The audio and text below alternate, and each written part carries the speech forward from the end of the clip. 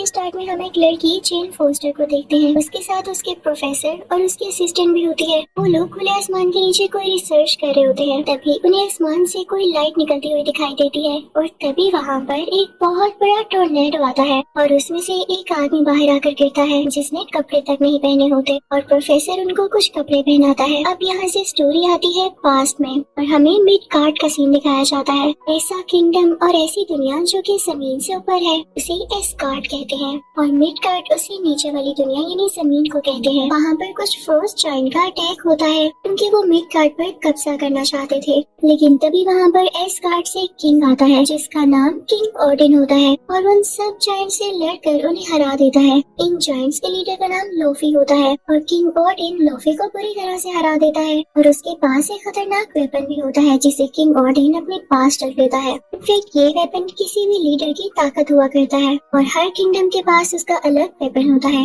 इस वेपन की खासियत ये थी कि किसी भी चीज को फ्रीज कर सकता था। अब किंग ओडिन उस वेपन को अपने साथ ऊपर एस्गार्ड में ले आते हैं। इसी ओडिन अब कैसल में पहुँचते हैं तो हम उनके दो बेटों को देखते हैं। एक का नाम थोर होता है और एक का नाम लोकी। किंग ओडिन अपने बच्चों से कहते हैं कि आओ मैं तुम्हें एक चैम्बर में लेकर जाता हूँ जहाँ पर मैंने वेपन्स की कलेक्शन कर रखी है। जब वो लोग वहाँ पर जाते हैं तो हम देखते हैं वहाँ पर म्योनिर भी होता है, यानी मूवी के आगे जाके जो थोर का हैमर बनेगा। साथ ही साथ वहाँ पर कॉस्मिक क्यूब भी होता है। अब कई साल गुजर जाते हैं, थोर और लोकी बड़े हो चुके होते हैं और आज वो दिन होता है जब किंग ओडिन ने थोर को किंग बनाना होता है। वहाँ पर सब लोग आए होते हैं, लेकिन इससे पहले कि किंग ओडिन ये अनाउंस करते कि थोर अब यहाँ का किंग होगा, इससे पहले ही बहुत बड़ी प्रॉब्लम हो जाती है। वहाँ पर फ्रोस्ट जायंट्स अटैक कर देते हैं क्योंकि वो अपने वेपन को वापस लेने आए होते हैं। किंग अपने खास सिक्योरिटी गार्ड को ऑर्डर देता है इनको खत्म कर दो। उसका नाम डिस्ट्रॉयर होता है और डिस्ट्रॉयर जल्द ही उनको खत्म कर देता है। अब किंग, थोर और लोकी उस चैम्बर की तरफ जाते हैं ये देखने के लिए कि कहीं उनका वेपन चोरी तो नहीं हो गया, लेकिन वो फिर मिलने के लिए वहीं पर होता है।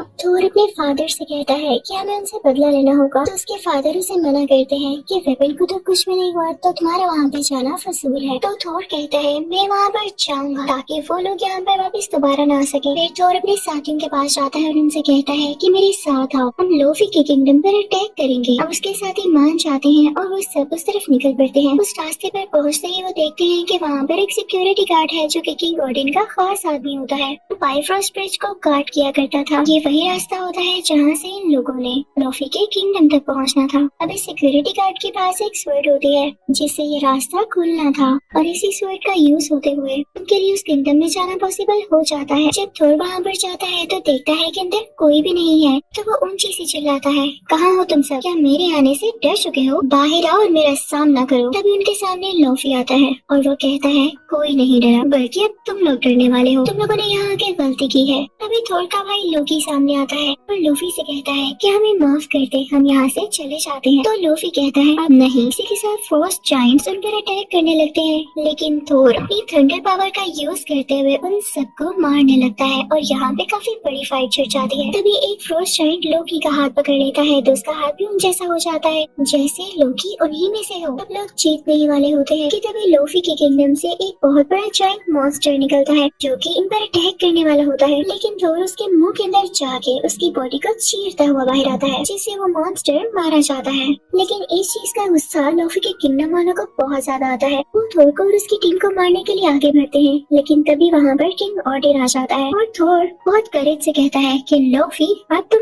क्या करोगे, मेरे फादर भी यहाँ आ चुके हैं। लेकिन ये क्या, जो थोर को लग रहा था ऐसा नहीं था। किंग ओडिन वहाँ पर लोफी से माफी मांगने आए थे ताकि ज्यादा इशू न बन जाए और वो सेफली अपने बेटों को और टीम को यहाँ से ले जाए।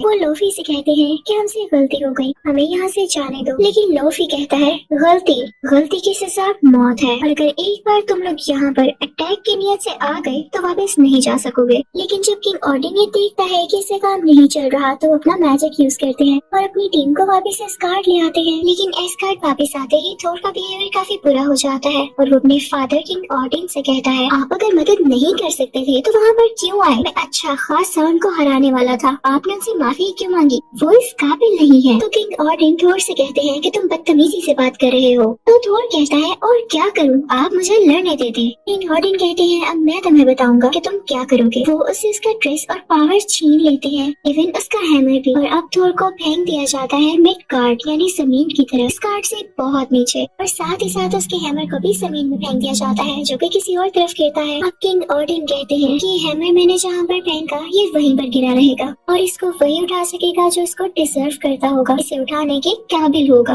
और थोर तुम तब तक इसको हासिल नहीं कर सकोगे जब तक इसके लिए डिजर्विंग न बन जाओ। नेक्स्ट सीन में हम देखते हैं कि थोर एक हॉस्पिटल में है। जब उसकी आँख खुलती है तो देखता है कि उसके आसपास डॉक्टर्स, जेन फोस्टर, प्रोफेसर और वही असिस्टेंट है। तो वो काफी हड़बड़ा जाता है और कहता है मैं कहाँ पर हूँ। उन सबको पीछे करता हुआ और मारता हुआ हॉस्पिटल से बाहर आ जाता है। नेक्स्ट सीन हमें दिखाया जाता है उसी म्योनिर का जो कि थोर का हैमर होता है। वो किसी सिटी में गिरा था और जहाँ पर वो गिरा था वो जगह कुछ तबाह सी हो गई थी। उसके इर्द गिर्द बाउंड्रीज बना ली थी शील्ड ने। अब उसका एक एजेंट वहाँ पर आता है। वो इस हैमर को लेके काफी इंटरेस्टेड लग रहा था और वो इस पे रिसर्च भी करना चाहता था। अब उसे बताया जाता है कि एक लड़की है जेन फोस्टर जो कि रिसर्च करती है और क्या पता उसे इस हैमर के बारे में भी पता हो। तो वो एजेंट सीधा जेन फोस्टर के घर जाता है। जेन फोस्टर के मना करने के बावजूद भी वो उसकी बुक को वहाँ से ले आता है जिसके अंदर उसने सारी रिसर्च लिख रखी थी। अब उधर थोर को भी पता चल चुका होता है कि उसका हैमर कहाँ पर है, क्योंकि ये हैमर की गिरने वाली बात हर तरफ फैल चुकी थी। तो हॉस्पिटल से बाहर आते ही लोगों से पूछने लगता है कि मुझे घोड़ा कहाँ से मिलेगा। तो लोग हंसने लगते हैं कि घोड़ा इस जमाने में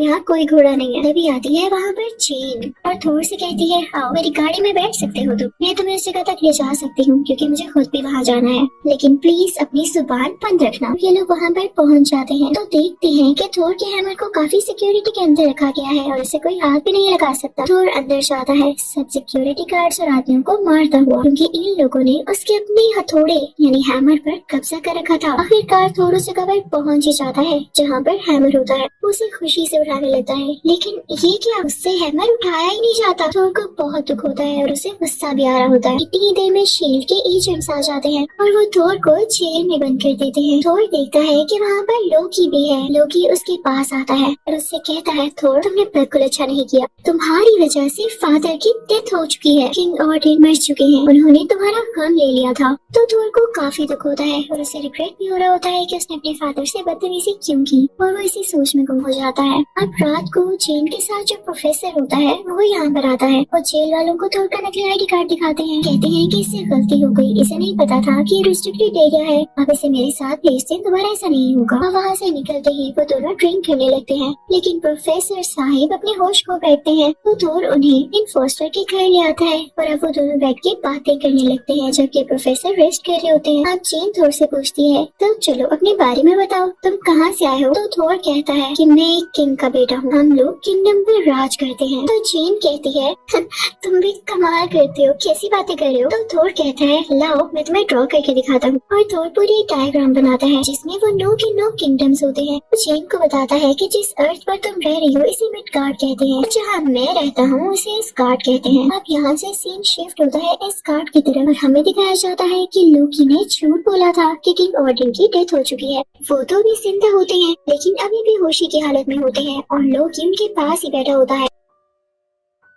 वहाँ पर लोकी के शरीर में ये सोच चल रही होती है कि वो किंग ऑर्डिन को ही मरवा देगा क्योंकि वो चाहता है कि उनका बेटा और किंग बने, और लोकी क्योंकि उनका असली बेटा नहीं होता इसीलिए वो लोकी को किंग नहीं बनाना चाहते। लोकी प्लान कर रहा होता है कि वो किंग को मरवा देगा और खुद यहाँ पर रूल करेगा क्योंकि थोर तो पहले ही जमीन पर है। वो वहाँ से इस चैम्बर में जाता है जहाँ पर वो फ्रीजिंग गैजेट होता है यानी लोफी का वेपन, और उसको लेकर अब वो पहुँच जाता है उसी पाथवे पर जहाँ पर वो सिक्योरिटी गार्ड उस रास्ते को गार्ड कर रहा होता है। वो लोकी को मना करता है कि सॉरी मैं आपके लिए दरवाजा नहीं खोल सकता। तो लोकी कहता है अच्छा वो ये लो। इसी के साथ ही वो वेपन का यूज करते हुए इस बेचारे सिक्योरिटी गार्ड को जमा देता है। उसकी स्वर्ड लेकर पहुंच जाता है उसी किंगडम में यानी लोफी के इलाके। वो वहाँ जाके लोफी से कहता है कि तुम्हें मेरे लिए काम करना होगा, तुम किंग ऑर्डिन को मार डालोगे, जैसे ही तुम ये करोगे तो मैं तुम्हें तुम्हारा वेपन लौटा दूँ। इस तरह से तुम्हारे पास भी तुम्हारी पावर्स आ जाएंगी और मैं भी किंग बन जाऊंगा। तो लोफी कहता है डील तो अच्छी है, मैं इसे एक्सेप्ट करता हूँ। लोकी वहाँ से वापस आ जाता है तो उसे थोर के दोस्त रोक लेते हैं और कहते हैं कि कितनी शैतानी सोच है तुम्हारी, तुम जो भी कर रहे हो हमें वो पता है। तो लोकी उनको खामोश करवा देता है ये कह के कि जल्द ही मैं तुम लोगों का किंग बनने वाला हूँ, इसलिए खामोश ही रहो तो बेहतर है। लेकिन थोर के साथ ही भी उसकी तरह ब्रेव होते हैं। वो जाते हैं मिडगार्ड थोर को सब कुछ बताने के लिए। वो थोर को बताते हैं कि लोकी असल में चाह क्या रहा है, उसने ये सारा सीन क्रिएट किया है ताकि वो किंग बन सके। तो थोर को तो ये सुन के बहुत गुस्सा आ जाता है। इस बात की खबर लोकी को भी हो जाती तो वो बादशाह के खास सिक्योरिटी गार्ड के पास जाता है जो कि मेटल से बना होता है, डिस्ट्रॉयर। अब लोकी उसे कहता है कि जमीन पर जाओ और थोर और उसके साथियों को मार डालो। तो डिस्ट्रॉयर लोकी की बात मानते हुए मिडगार्ड पर जाता है। वो थोर के साथियों के सामने जाके उसको मारने ही वाला होता है कि तभी थोर सामने आ जाता है और वो कहता है डिस्ट्रॉयर रुक जाओ और मुझसे मुकाबला करो। डिस्ट्रॉयर को क्या फर्क पड़ना था, थोर को हिट करता है और थोर दूर जाके गिरता है क्योंकि ना उसके पास उसका ड्रेस था ना ही उसका हैमर, तो उसके पास पावर्स कहाँ से आएंगी। वो काफी जख्मी हो जाता है। लेकिन यहाँ भी होता है एक मिरेकल। याद है किंग ऑडिन ने क्या कहा था कि जब तक थोर इस काबिल नहीं हो जाता कि वो हैमर को डिजर्व कर सके तब तक हैमर उसके पास नहीं आ सकता। तो सुने थोर ने ऐसा काम कर दिया था कि वो हैमर को डिजर्व करता था। उसने अपने दोस्तों के लिए कुर्बानी दी थी और खुद चोट खाई थी। अब उसके पास उसका ड्रेस और उसका हैमर वापस आ चुका था और अब बहुत पावरफुल फील कर रहा था। थोर वहाँ पर डिस्ट्रॉयर को अपने हैमर से डिस्ट्रॉय कर देता है। थोर अपनी टीम को लेता हुआ वापस ऊपर जाता है। वहाँ का सिक्योरिटी गार्ड जिसे लोकी ने जमा दिया होता है वो अपनी पावर का यूज करते हुए बर्फ को तोड़कर बाहर आ जाता है और वो पाथवे थोर के लिए खोल देता है। लेकिन एस्गार्ड खुलने की वजह से लोफी के किंगडम के लोग भी उधर आने लगते हैं। अब लोफी वहाँ पर आकर किंग ऑडिन पर अटैक करने वाला होता है जैसा उसे करने के लिए लोकी ने कहा था। लेकिन लोकी यहाँ पर चाल चलता है और वो खुद ही लोफी को मार डालता है अपने फादर की आंखों के सामने ताकि वो अपने फादर यानी किंग ऑडिन को इम्प्रेस कर सके कि इसने अपने फादर की जान बचाई है। यहाँ से लोकी सीधा बढ़ता है बाइफ्रॉस्ट ब्रिज की तरफ और उसे एक्टिवेट करके उसमें से कोई खतरनाक बीम निकालने वाला होता है ताकि ये सारी जगह तबाह हो जाए और लोकी खुद अपने किंगडम पर राज कर सके और उसे रोकने वाला कोई भी यहाँ तक न आ सके। लेकिन तभी वहाँ पर आ जाता है थोर और उसे रोकने वाला आज तक कोई पैदा नहीं हुआ था। तो लोकी से कहता है तो तुम पास नहीं आओगे। तो लोकी कहता है नहीं, इसमें से मैं बीम्स निकाल नहीं वाला हूँ। तो थोर कहता है अच्छा ठीक है। थोर अपना हैमर उस ब्रिज के ऊपर दे मारता है जिससे वो ब्रिज डिस्ट्रॉय हो जाता है। लोकी ये देख के हैरान रह जाता है लेकिन ब्रिज टूटने की वजह से वो दोनों ब्रिज से नीचे गिरने वाले होते हैं। तभी वहाँ पर किंग ऑडिन आते हैं जो कि थोर का हाथ थाम लेते हैं ताकि वो नीचे न गिरे। लोकी ने थोर का हाथ पकड़ा होता है लेकिन जब उसे रियलाइज होता है कि वो इस काबिल नहीं था कि कभी भी अपने फादर को इम्प्रेस कर सके तो वो अपना हाथ थोर से खुद ही छुड़वा लेता है। हर तरफ ये बात फैल जाती है कि लोकी ब्रिज से गिरकर मारा गया। अब किंग ऑडिन आते हैं थोर के पास और उससे कहते हैं कि जब तक मैं जिंदा हूँ मेरी यही ख्वाहिश है कि मेरा बेटा मेरी आंखों के सामने किंग बने। तो थोर अपने फादर से कहता है नहीं, मुझे अभी बड़े बड़े काम करने हैं और आज जैसा बनना है। जब मैं वाकई इस काबिल हो गया तब आप मुझे किंग बना दीजिएगा। अब इस पार्ट के एंड में हम देखते हैं कि लोकी मरा नहीं होता बल्कि वो पार्ट 2 में जिंदा होकर जरूर आएगा। इसी के साथ ये पार्ट 1 यहीं पर खत्म होता है और अब मैं आपको एक्सप्लेन करने वाली हूँ पार्ट 2। तो पार्ट 2 के शुरू होते ही फर्स्ट के सीन को दिखाते हुए जहाँ पर हमें किंग ऑडिन के फादर दिखाए जाते हैं। वो उनका दौर चल रहा था और उस वक्त उनका दुश्मन था मेलिकट। उसके पास भी एक वेपन हुआ करता था जो उसकी ताकत था। मेलिकट चाहता था कि वो पूरे 9 किंगडम्स पर अटैक करके उन पर कब्जा कर ले, लेकिन किंग ऑडिन के फादर ऐसा होने नहीं दे सकते थे। तो वो मेलिकट और उसके साथियों को हरा के वहाँ से दूर भेज देते हैं और वो मेलिकट से उसका वेपन लेके जमीन की गहराइयों में दफना देते हैं। अब जब मेलिकट को रियलाइज होता है कि उसे उसका वेपन ले लिया गया है और उसके मुकाबले में कोई आम इंसान नहीं खड़ा बल्कि द ग्रेट किंग है, तो अपने खास साथी को बुलाता है और कहता है कि अभी हमारे लिए गहरी नींद लेना बेहतर है और जब हालात बेहतर हो जाएंगे तो हम खुद ही लौट आएंगे और अपना वेपन भी वापस हासिल करेंगे। मेलिकट और उसका अजीब और गरीब साथी गहरी नींद में सो जाते हैं। कहानी आती है प्रेजेंट की तरफ। मेलिकट अभी तक सोया होता है। ये तो एक अलग कहानी है, लेकिन अगर हम बात करें एस्गार्ड की तो वहाँ पर सबको पता चल चुका होता है कि लोकी ने अपने फादर को धोखा देने की कोशिश की थी कि नजरों में अच्छा बनने के लिए। अब वो पकड़ा जा चुका होता है क्योंकि वो मरा नहीं था, जिंदा था और थोर उसे पकड़ कर किंग ऑडिन के पास ला रहा होता है। इसके बाद अगले सीन में हम थोर को काफी शानदार लड़ाई करता हुआ देखते हैं। और ये लड़ाइयाँ वो अपने किंगडम को बचाने के लिए किया करता था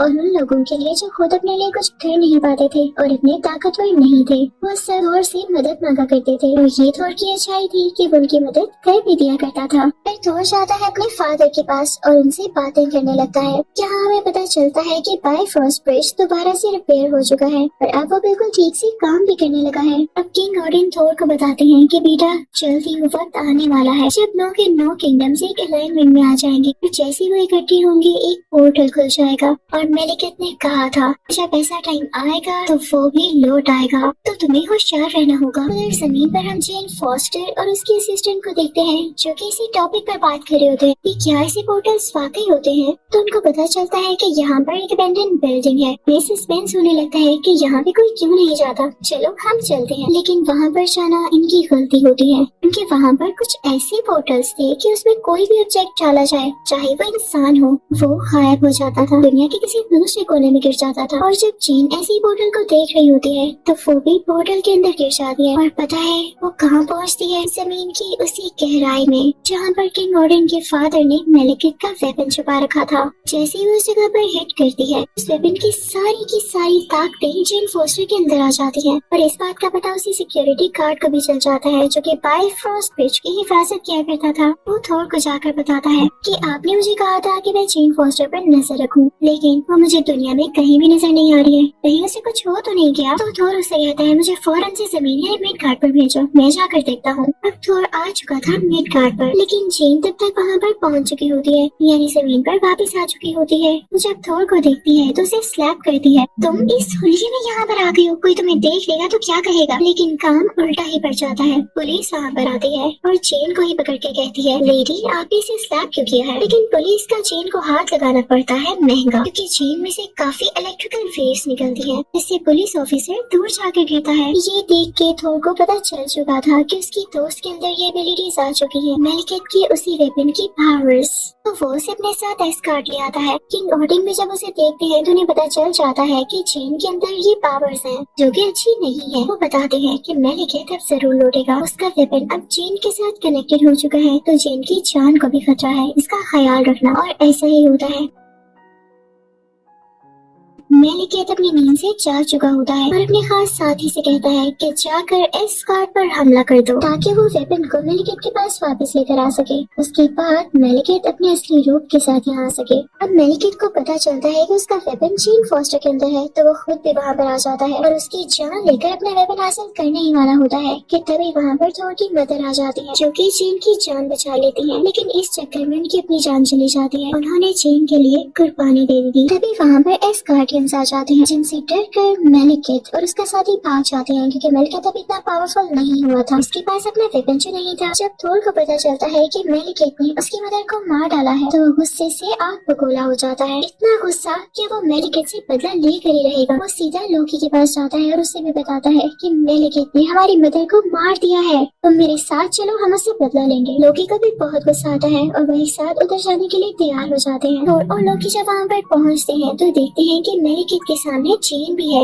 वो उसे अपना वेपन निकालने की कोशिश कर रहा है जिससे जेन की जान भी जा सकती थी। तो ये चीज थोर को काफी डरा देती है, लेकिन मेलिकेट जल्द ही जेन के अंदर से अपना वेपन निकाल लेता है। थोर को बहुत गुस्सा आता है और अपनी थंडर पावर्स का यूज करते हुए इस वेपन को तोड़ने की कोशिश करता है, लेकिन ऐसा नहीं कर पाता। मेलिकेट के पास अब उसका वेपन आ चुका था और वो और भी ज्यादा स्ट्रॉन्ग हो चुका था। मेलिकेट अपनी स्पेसशिप लेके वहाँ से चला जाता है और कहता है कि मैं उस दिन यहाँ पर जरूर आऊंगा जब सब किंगडम्स एक साथ इकट्ठे हो जाएंगे। तभी हम देखते हैं कि मेलिकेट का वही खास साथी लोकी को काफी जख्मी कर देता है। यहाँ पर उसने थोर के लिए कुर्बानी दी होती है, सैक्रिफाइस किया होता है कि मेलिकेट का ये साथी उसे मार डाले और थोर यहाँ से चला जाए। अब जेन थोर को अपने साथ ले जाती है उसी पोर्टल के पास जिससे वो वापस दुनिया में जा सकते थे। वहाँ पर वो प्रोफेसर अपनी असिस्टेंट से मिलती है। वहाँ पर प्रोफेसर बताते हैं कि अगर हम बिल्कुल सेंटर में चले जाएं, मेलिकेट को पूरे 9 किंगडम्स पर कब्जा करने से रोक सकते हैं। अब ये सब लोग निकल पड़ते हैं उसी जगह पर जहाँ पर मेलिकेट मेलिकेट आने वाला था, के पास काफी अच्छे और एडवांस वेपन्स भी होते हैं कि मेलिकेट का मुकाबला करने में कोई कसर बाकी न रहे। जल्दी वहाँ पर मेलिकेट भी आ जाता है और तभी वहाँ एक और पोर्टल खुल जाता है जिसमें से होते हुए थोर और मेलिकेट कहीं और आ जाते हैं। लेकिन थोर को तभी आइडिया आता है, वो मेलिकेट का अपना स्पेसशिप मंगवाता है और मेलिकेट पर तेज मारता है जिससे उसकी डेथ हो जाती है। मेलिकेट अब नहीं रहा था,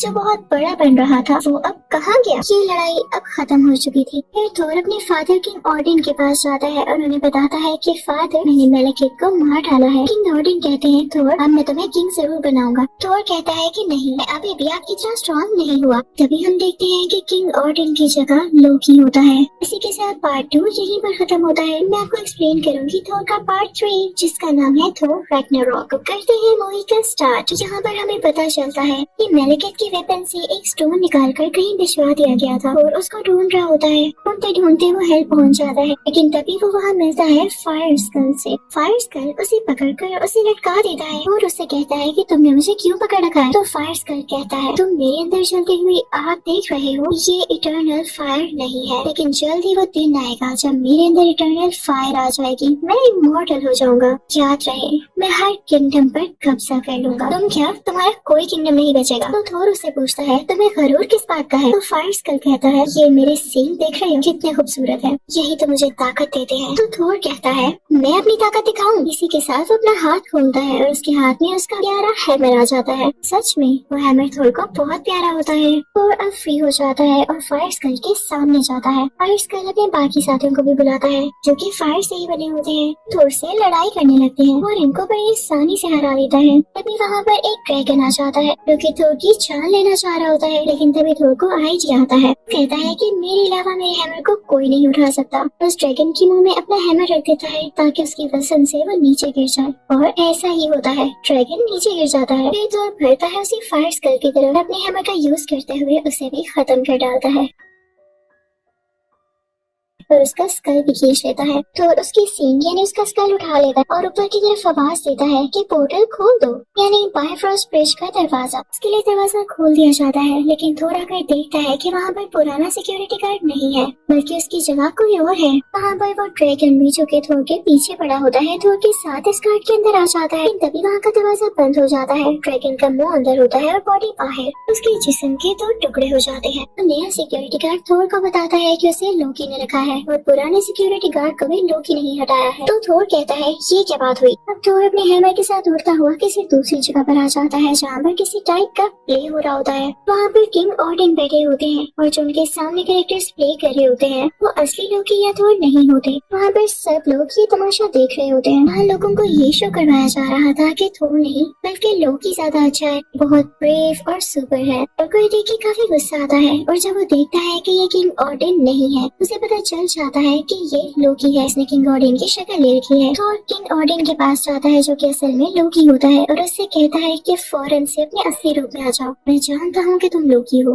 लेकिन लोकी नहीं मानता। तो थोर कहता है अच्छा तो तुम ऐसे नहीं मानोगे। हैमर दूर फेंकता है तो वो वापस उसके हाथ में आ जाता है और अपना हैमर दोबारा फेंकता है और कहता है कि लोकी फिर तुम अपने असली रूप में वापस न आए तो ये हैमर इस बार तुम्हारे मुंह पर आकर लगेगा। तो लोकी डरता हुआ अपने असली रूप में आ जाता है। सब लोग देख के काफी हैरान रह जाते हैं। तभी तो लोकी की तरफ आगे बढ़ता है और कहता है कि मुझे बताओ मेरे फादर कहाँ हैं? तुम उनका रूप लेके क्यों फिर रहे हो? कहीं तुम भी तो उन्हें कहीं छुपा कर नहीं रखा? तो लोकी कहता है थोर मुझे नहीं पता वो कहाँ है, लेकिन हम मिलकर उन्हें ढूंढ सकते हैं। अब नेक्स्ट सीन में हम देखते हैं कि वो दोनों किसी सिटी में आ जाते हैं। ये प्रिजन वर्ल्ड होती है। वहीं जमीन पर एक पोर्टल खुलता है तो लोकी उसके अंदर चला जाता है और थोर को वहाँ जमीन पर पड़ी हुई एक चिट मिलती है जिस पर कोई एड्रेस लिखा होता है और उसी को फॉलो करने लगता है। तो जब वहाँ पर पहुँचता है तो देखता है कि वहाँ पर तो डॉक्टर स्ट्रेंज है। तो उनसे अपने फादर के बारे में पूछता है तो डॉक्टर स्ट्रेंज कहते हैं कि हाँ मैं जानता हूँ वो कहाँ पर है। तभी वहाँ पर डॉक्टर स्ट्रेंज एक पोर्टल ओपन कर देते हैं जिसमें से लोकी गिरता है और वो इन दोनों को यानी थोर और लोकी को एक जगह पर भेज देते हैं जहाँ पर वाकई में किंग ऑर्डिन होते हैं। जब किंग ऑर्डिन अपने बेटों को देखते हैं तो कहते हैं कि बस मैं अब मरने वाला हूँ, मेरे पास ज्यादा वक्त नहीं रहा। तो थोर अपने फादर से कहता है आप ऐसी बातें क्यों कर रहे हैं? क्या आपको पता है मैंने फायर स्कल को भी मार दिया है जो कि बातें कर रहा था कि वो रैग्नारोक बनेगा। तो किंग ऑर्डिन ऑडिन कहते हैं कि थोर तुमने उसे मार दिया, लेकिन क्या उसने तुम्हें ये नहीं बताया कि जब उसे इटर्नल फायर मिलेगी तो वो जिंदा होकर वापस आएगा और इसके लिए हमें होशियार रहना होगा। किंग ऑडिन ये भी कहते हैं मैं तुम्हें एक और लड़की के बारे में बताता हूँ जो कि शैतानी ताकतें रखती है और उसका नाम है हेला। वो हेल से है। मैंने उसे कैद किया हुआ था, लेकिन अब मेरे मरने का वक्त आ चुका है और वो मेरी कैद से आजाद हो जाएगी। उन लोगों को उससे भी बचना होगा। इसी के साथ किंग ऑडिन गोल्डन डस्ट में बदल जाते हैं, वहाँ से दूर कहीं चले जाते हैं। यानी अब किंग गॉर्डन भी नहीं रहे थे और इन दोनों को ही हेला से अकेले लड़ना था। और तभी वहाँ पर हेला आ जाती है जिसने ब्लैक ड्रेसिंग कर रखी होती है। वाकई उसका नाम उसकी पर्सनैलिटी के साथ काफी सूट कर रहा था। वो थोर और लोकी से कहती है मेरे आगे झुक जाओ, तो लोकी कहता है हरगिज़ नहीं और थोर अपना हथौड़ा यानी हैमर उस चुड़ैल की तरफ फेंकता है, लेकिन हेला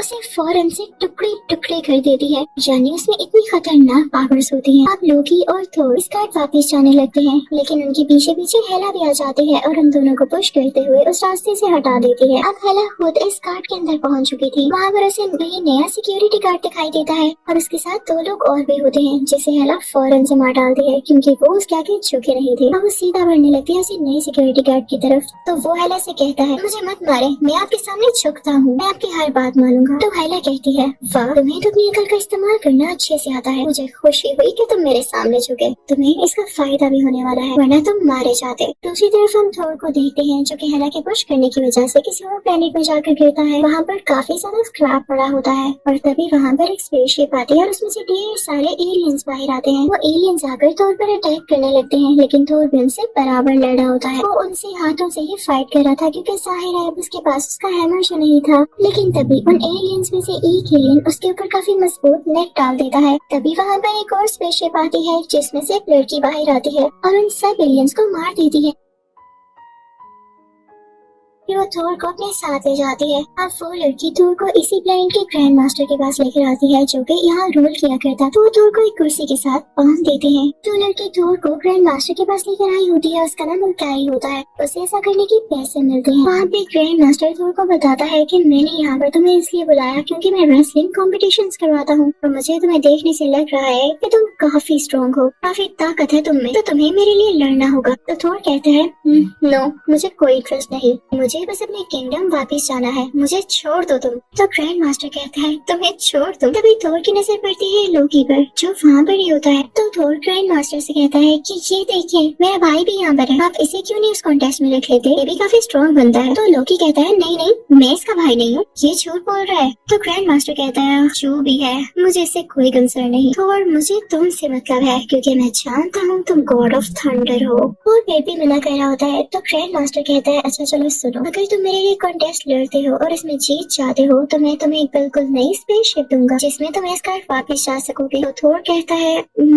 ओके ठीक है। थोर को एक कमरे में भेज दिया जाता है जहाँ पर एक रॉक मैन होता है। रॉक मैन थोर को बताता है कि जिससे तुम्हारी लड़ाई होने वाली है वो बहुत स्ट्रॉन्ग है, उससे आज तक कोई भी नहीं हरा पाया, इसलिए अपने वेपन जरा आराम से चूज करना जो उसको हरा भी सके। तो थोर कहता है यार मैं तुम्हें क्या बताऊँ, मेरे पास अपना एक पर्सनल हैमर था जिससे मुझे बहुत ताकत मिलती थी, अगर वो आज मेरे पास होता ना तो मैं उसको चुटकियों में हरा देता। तो वो दिन आ जाता है जब थोर का रेसलिंग कॉम्पिटिशन होता है। थोर के बाल भी काटे जाते हैं और उसे एक नया ड्रेस पहनाया जाता है। दूसरी तरफ हम हेला को देखते हैं जो कि पूरे इस कार्ड में तमाशा क्रिएट कर रही होती है। सब लोगों से फोर्सफुली कह रही होती है मेरे आगे झुक जाओ, लेकिन कोई भी उसके आगे नहीं झुक रहा होता। तभी उन लोगों में से थोर का फ्रेंड बाहर आता है और कहता है तुम खुद को समझती क्या हो, तुम हम पर रूल नहीं कर सकती हो। यहाँ पर थोर के दोस्त की टीम और हेला में लड़ाई होने लगती है जिसमें हेला जीत जाती है और वो वही के पास सिक्योरिटी गार्ड को अपने साथ लेकर आती है जो उसके आगे झुक गया था। वो वहाँ पर उसे एक पिक्चर दिखाती है और कहती है ये 9 किंगडम्स हुआ करते थे, ऑडिन और मैं यहाँ एक साथ अटैक करने आए, लेकिन ऑडिन ने मुझे कैद कर लिया और खुद यहाँ पर कब्जा करके किंग बन गया। वो लोग वहाँ से पहुँचते हैं उस चैम्बर में जहाँ पर तरह तरह के वेपन्स और यूनिक चीजें होती है। वहाँ हम कॉस्मिक क्यूब भी देखते हैं और साथ ही साथ इटर्नल फायर भी, जिसे देख के हेला बहुत खुश होती है और उसमें से थोड़ी सी फायर लेके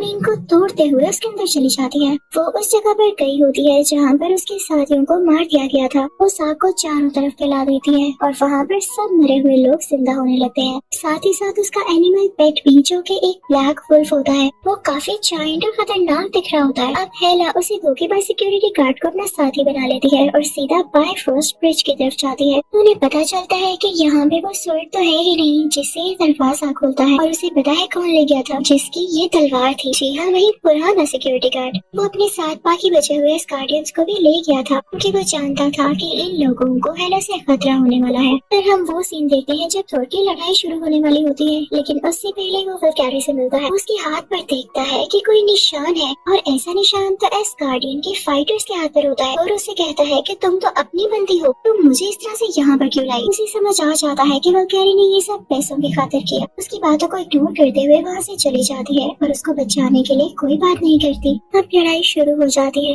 थोर देखता है कि उसके ऑपोजिट कोई और नहीं बल्कि हल्क है, तो वो खुशी से चिल्लाता है, वाह हल्क तुम। क्योंकि थोर और हल्क की काफी अच्छी अंडरस्टैंडिंग और दोस्ती होती है, लेकिन यहाँ पर हल्क उसे पहचानता ही नहीं। वक्त के साथ सब बदल जाता है। उन दोनों में बहुत ज्यादा फाइट होने लगती है। हल्क काफी जायंट होने की वजह से थोर को बहुत ज्यादा पंचेस मार रहा होता है, क्योंकि थोर के पास ना उसका हैमर होता है ना उसकी पावर्स, तो वो काफी हारने लगता है। काफी चोटें भी लगने लगती है। अभी वो बेहोश होने वाला होता है। उसे उसके फादर यानी किंग ऑर्डिन का विजन आता है और उसकी पावर्स वापस आने लगती हैं। थोर भी अब उठ के हल्क को मारने लगता है, लेकिन ग्रैंड मास्टर ये देख के खुश नहीं होता। वो थोर को एक इलेक्ट्रिकल शॉक देता है क्योंकि वो नहीं चाहता था वो हल्क को हरा दे, क्योंकि हल्क सालों से जीतता आ रहा था। अब हम देखते हैं कि थोर बेहोश होने के बाद जब उठता है तो देखता है कि वो हल्क के कमरे में ही है। वो हल्क से कहता है कि तुम यहाँ कैसे आए। हल्क उसे बताता है जेट प्लेन के थ्रू। थोर भी वहाँ से बाहर निकलने की कोशिश करता है, लेकिन इलेक्ट्रिकल फील्ड्स लगे होने की वजह से वो नहीं निकल पाता। तभी थोर दोबारा आंखें बंद करता है तो उसे विजन में वही पुराना सिक्योरिटी गार्ड आता है, जो उसे अपने साथ ले जाता है और दिखाता है कि देखो इस गार्ड की हालत कितनी खराब है। हेला ने हर तरफ तबाही मचा दी है, हमें तुम्हारी जरूरत है, तुम्हें वापस लौटना होगा। अब जब थोर अपनी आंखें खोलता है तो देखता है वो हल्क के रूम में ही है। वो वहाँ से बाहर जाने की दोबारा से कोशिश करने लगता है और वल्कैरी से भी कहता है, लेकिन वो उसे कुछ नहीं बताती। तो थोर खुद ही विंडो से जंप करता हुआ नीचे आ जाता है और जेट प्लेन की तरफ भागने की कोशिश करता है। वो प्लेन के पास पहुंच ही जाता है, लेकिन तभी पीछे पीछे हल्क भी आ जाता है जो कि उसे पकड़ने आ रहा। लेकिन थोर वहाँ पर एक वीडियो प्ले करता है तो हल्क वो वीडियो देखकर इंसान बन जाता है, यानी ब्रूस। उधर ग्रैंड मास्टर को ये लग रहा होता है कि थोर उनके सबसे खास क्रिएचर को पकड़ के अपने साथ ले गए फायदे के लिए। तो वल्कैरी और लोकी से कहते हैं कि थोर को मेरे पास पकड़ कर लाओ, चाहे उसे जिंदा लेकर आओ या मार कर लेकर आओ। अब लोकी और वल्कैरी बाहर आते हैं, लेकिन लोकी उस लड़की को बताता है कि मैं और थोर असली भाई हैं और मैं उसे मरने नहीं दे सकता। ये दोनों भी एक टीम बन जाते हैं और थोर के पास जाते हैं। अब थोर, ब्रूस, वल्कैरी, लोकी और साथ कुछ और लोग से ग्रैंड मास्टर का स्पेसशिप चुराते हैं और एसगार्ड के लिए निकल पड़ते हैं। दूसरी तरफ हम हेला को देखते हैं जो कि एसगार्डियंस को तंग कर रही होती है और उन्हें जान से मारने की धमकी दे रही होती है। वो सब लोगों से पूछती है कि मुझे बताओ वो स्वॉर्ड कहाँ पर है, वो सिक्योरिटी गार्ड उसे कहाँ लेकर गया। तो तभी उनमें से एक आदमी बाहर आता है और कहता है कि हम लोगों को मत मारो, मैं तुम्हें बता देता। तो हेला उस लोकेशन पर पहुंच जाती। वहाँ वो सिक्योरिटी गार्ड भी होता है जिसके पीछे वो आई होती है, लेकिन तभी वहाँ पर थोर का स्पेसशिप भी आ जाता है। वल्कैरी कहती है कि मैं हेला से लड़ूंगी, लेकिन तभी हम देखते हैं कि सामने से वही ब्लैक वुल्फ आया होता है जो कि उन पर हमला करने वाला था। तो ब्रूस कहता है इसे मैं देख लूंगा। ऐसे नीचे जंप करता है तो गिर जाता है क्योंकि वो हल्क नहीं बना होता, और वुल्फ उसे क्रॉस करता हुआ आगे बढ़ने लगता है। लेकिन जल्दी पीछे से ब्रूस हल्क में बदल जाता है और उस ब्लैक वुल्फ से लड़ने लगता है। दूसरी तरफ लोकी भी एक स्पेसशिप ले आया होता है और वो सारे गार्डियन से कहता है कि आप सब इसके अंदर चले जाएं ताकि आप सेफ रहें। तभी हम उस दो के पास सिक्योरिटी गार्ड को देखते हैं जो कि हेला के साथ मिल गया था, लेकिन अब वो हेला के खिलाफ हो जाता है जब देखता है कि एस गार्डियंस कितने इनोसेंट हैं और थोर कितनी मेहनत कर रहा है। वो हेला से ही लड़ने लगता है, लेकिन हम देखते हैं कि हेला थोर का गला दबा देती है और उससे काफी लड़ाई करती है। थोर यहाँ कमजोर पड़ रहा होता है क्योंकि उसके पास उसका हैमर नहीं होता और हेला काफी स्ट्रॉन्ग होती है। लेकिन तभी उसे एक विजन आता है जिसमें उसे अपने फादर दिखाई देते हैं और तभी उसमें थंडर की पावर्स आ जाती हैं और वो काफी ज्यादा ताकतवर हो जाता है। बाहर आकर उस ब्रिज पे जोरदार पंच मारता है कि डिस्ट्रॉय हो जाए, कि सब कुछ यहीं खत्म हो जाए। लेकिन तभी उसे याद आता है कि उसके फादर ने कहा था फायर स्कल लौट कर आएगा। तो वो लोकी से कहता है जब तक फायर स्कल यहाँ नहीं आएगा ये सब खत्म नहीं हो सकेगा, तो फौरन से उसे इटर्नल फायर देकर यहाँ पर लाओ। अब लोकी चाहता है और उसके स्केलेटन को इटर्नल फायर में रख देता है, जिससे फायर स्कल दोबारा से जिंदा हो जाता है। वो यहाँ पर आ चुका होता है और हेला उसे देख के काफी करने लगती है। वो आते ही अपनी तलवार एस्गार्ड के अंदर घुसा देता है, जिससे हेला भी मारी जाती है और इसकी वजह से एस्गार्ड भी डिस्ट्रॉय हो चुका होता है और हर तरफ आग लग जाती है। हम थोर को देखते हैं जो कि स्पेसशिप में एस्गार्डियंस और अपनी टीम के साथ होता है। वो कहता है कि अब हम सेफली जमीन पर रहेंगे, तो एस्गार्डियन उसे कहते हैं कि आप हमारे किंग हैं। यहाँ पर थोर फाइनली एस्गार्डियंस का किंग बन जाता है। इसी के साथ ये मूवी यहीं पर एंड होती है। थोर के तीनों पार्ट्स कंप्लीट होते हैं। Thank you for watching.